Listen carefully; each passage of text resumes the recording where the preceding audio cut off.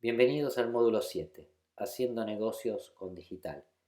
Vamos a tocar acá en esta última unidad temas de relación cliente-agencia, elección del cliente, temas de pricing y también algunas conclusiones finales. La elección del cliente puede ser algo no tan obvio. Es una elección que debe ser mutua e incluye varios aspectos. En el caso de la estructura es muy importante ver si es una empresa con más o menos tamaño, más o menos inclinada a las cuestiones de marketing y qué estructura nos va a presentar que nosotros tengamos que atender como agencia. Lo mismo si estás del lado de la empresa y necesitas elegir a tu agencia. Hay que asegurarse de que las estructuras machean, es decir, si hay una gran estructura del lado del cliente, del lado de agencia debemos tener una persona de cuentas, un planner, un creativo, etcétera. Si sos emprendedor y tenés que elegir un cliente, muchas veces uno está tentado en los comienzos a tomar a cualquier cliente que venga.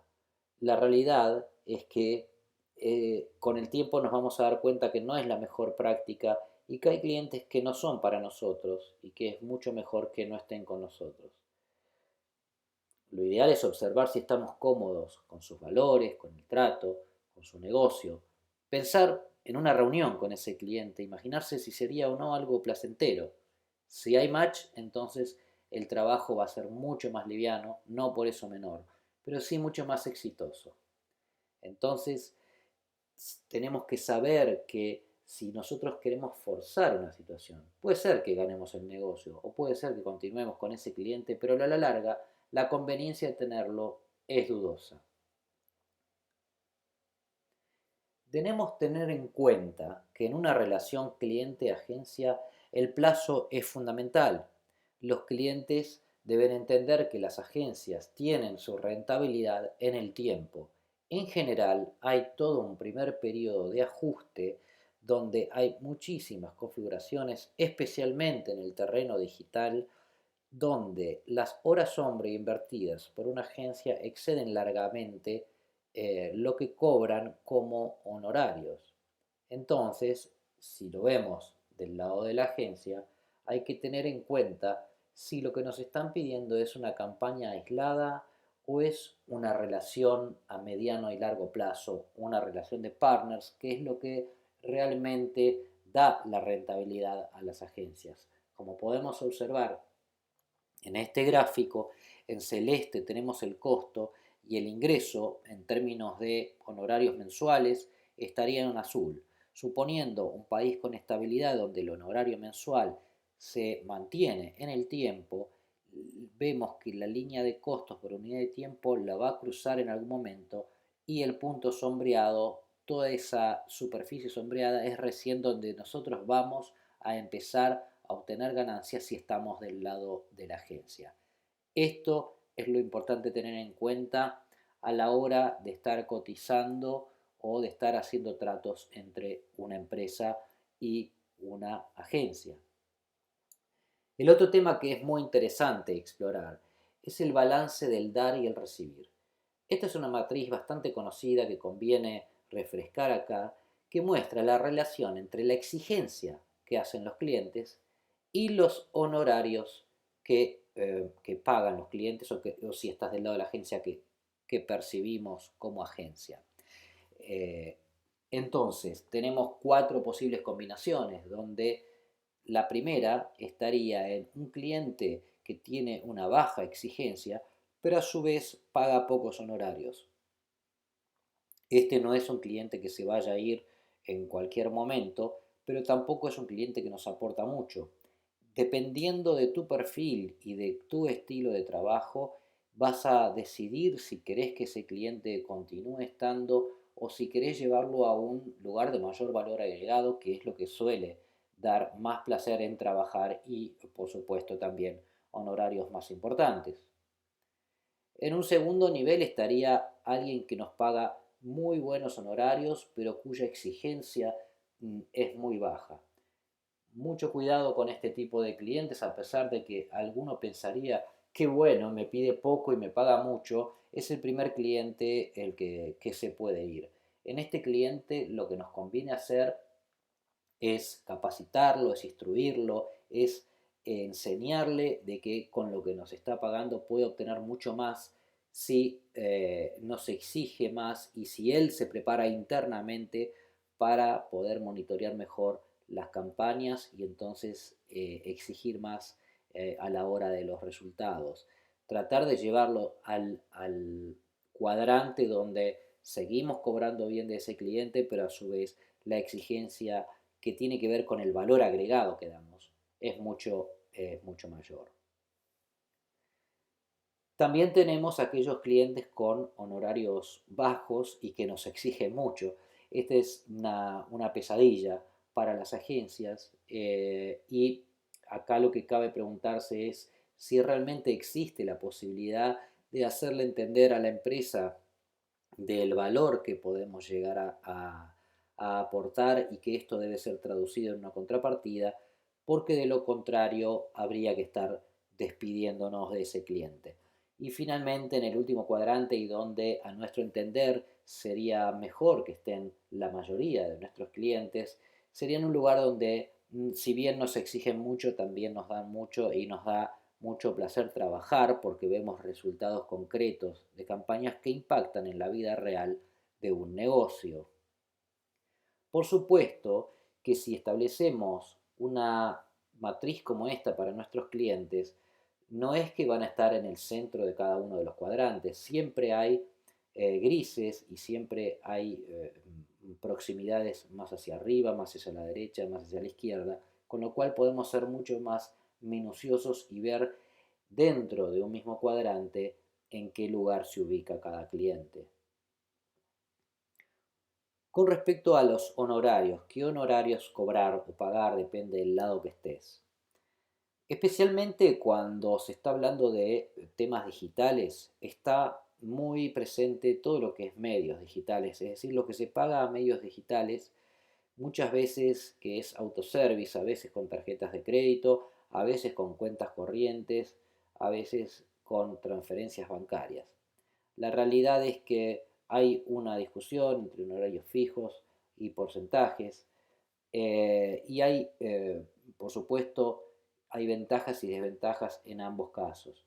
En el caso del honorario fijo, establece ingresos que son previsibles en el tiempo. En un país con volatilidad habría que poner algunas cláusulas de ajuste o algunas cláusulas gatillo, pero sí dan una idea de un ingreso previsible en el tiempo. Por otro lado, el ingreso fijo tiene en cuenta los costos incurridos en el servicio que estás otorgando de marketing digital.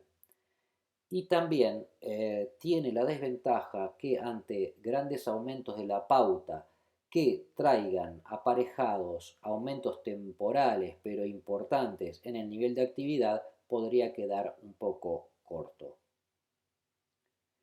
En el caso de los honorarios armados por porcentaje, fluctúan con el negocio del cliente. Esto tiene cierta ventaja. Sin embargo, no tiene tan en cuenta nuestros costos, pero por el otro lado, grandes presupuestos publicitarios en general van asociados a una mayor cantidad de tareas. Con todo esto que estamos viendo, la conclusión primera es que podríamos utilizar un mix entre el fijo y el porcentaje. Es decir, crear una escala de porcentajes según la inversión publicitaria del cliente, que no sea un único porcentaje, y con un mínimo monto fijo que cubra los costos en el escalón más bajo. Ahora bien, otro aspecto no es solamente el método que vamos a utilizar para establecer una relación cliente-agencia, sino que vamos a ver cuestiones relacionadas que son muy antiguas con la determinación de precios, como es la comparación entre el mercado y una visión de costos con respecto al precio, costos y markup. Sabemos que en un mercado transparente el precio es el que se paga. Estos son en mercados de competencia perfecta, mercados masivos, donde hay un precio muy transparente, hay muchísimos demandantes. Pero Eh, lo que hay que ver cuando el mercado no tiene estas características, acá estamos hablando básicamente de un business to business, si esto paga los costos. Entonces, el precio, claro, es el que paga el mercado. Sin embargo, en el mercado de servicios, en particular en B2B, es muy uno a uno. Entonces, el mercado no es tan claro, no es tan transparente. Y por el otro lado, el precio tiene que ser rentable. Con lo cual, la recomendación es tener en cuenta el mercado en la medida en que podamos tener información de cuáles son las prácticas de nuestras agencias amigas o competidoras y tener en cuenta ese mercado, pero sin olvidarnos los costos en los que incurrimos en cada proyecto. Con respecto a la fórmula del precio, nosotros tenemos una empresa, tenemos ingresos menos costos que nos van a dar nuestras ganancias. En el caso de los ingresos totales es igual al precio por la cantidad y los costos totales son la suma de los costos fijos y los variables.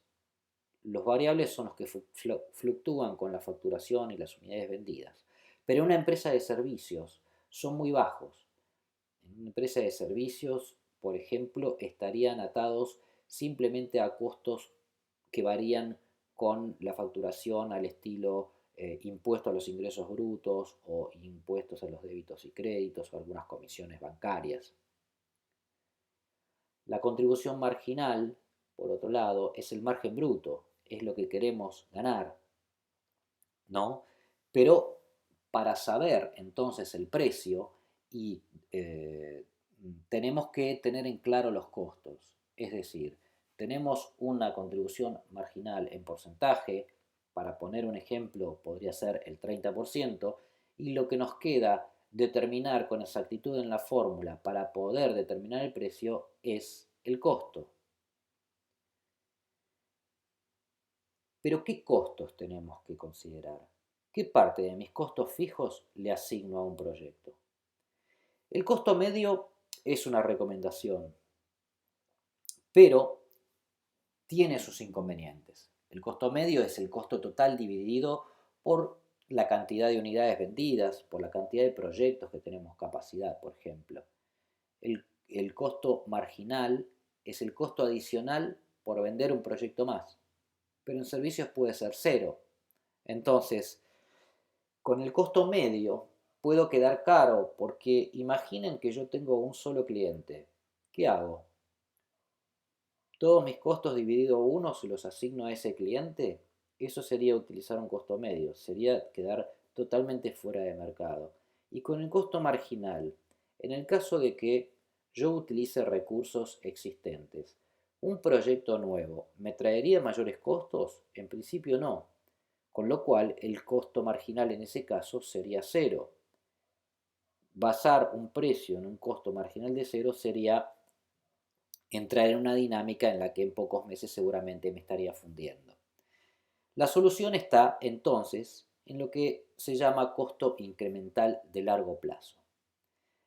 La diferencia entre este costo incremental con respecto al costo variable es que, con respecto al costo marginal, es que le agrega a este los aumentos en los costos de estructura a largo plazo derivados de un nuevo negocio.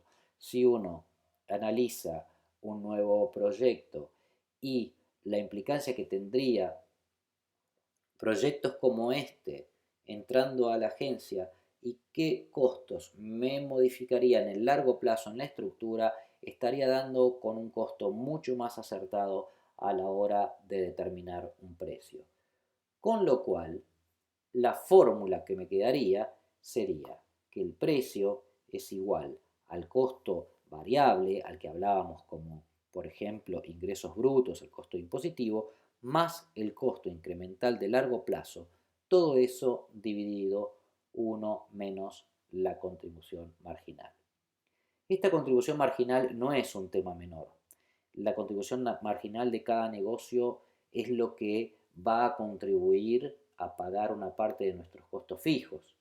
Entonces debemos prestar mucha atención a cuánto queremos ganar en porcentaje, sobre todo cuando hay presiones impositivas u otro tipo de costos que debemos pagar proyecto a proyecto.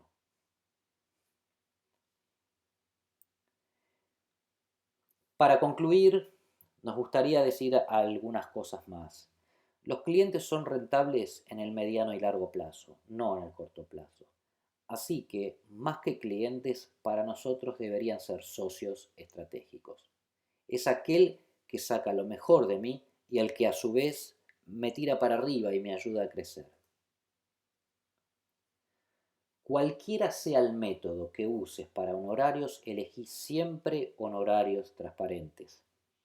Los márgenes encubiertos desprestigian la industria y generan desconfianza.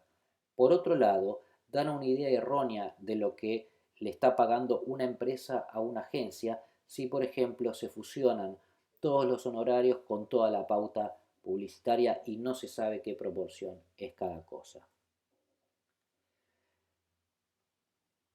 No existen las recetas. Vamos a tener muchos consejos o gurúes que nos digan que ahora es lo mejor hacer esto o aquello. Existe una lista de buenas prácticas que va modificándose en el tiempo y que nosotros debemos adaptar a la cultura de nuestra empresa, a las posibilidades de recursos, económicas, etc. No hay recetas, hay buenas prácticas. Y finalmente, un mal cliente se pierde por precio, pero uno bueno se pierde por mal servicio. Muchas gracias.